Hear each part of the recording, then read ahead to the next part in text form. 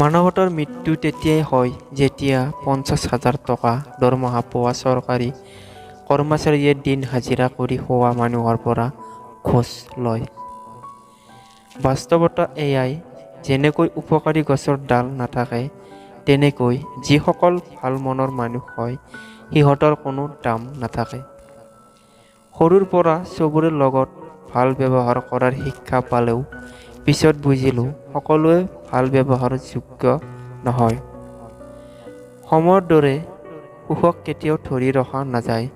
সুখ আহিব আকৌ যাব, দুখে জীৱনত আঘাত কৰিব আৰু ইয়াৰ মাজতেই জীৱনটোক আগুৱাই লৈ যাব লাগিব, কাৰণ সংগ্ৰাম অবিহনে সফলতা কেতিয়াও সম্ভৱ নহয়।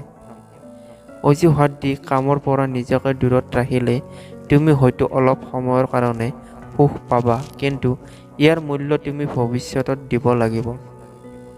গাড়ীত ব্ৰেক নাথাকিলে যেনেকৈ দুৰ্ঘটনা নিশ্চিত, সেইদৰে জীৱনৰ সংগ্ৰাম আৰু সংস্কাৰ নাথাকিলে পতন নিশ্চিত।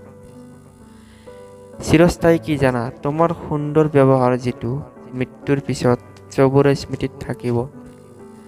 মনটো চবৰে ভাল হ'লেও কপালখন চবৰে ভাল নহয়।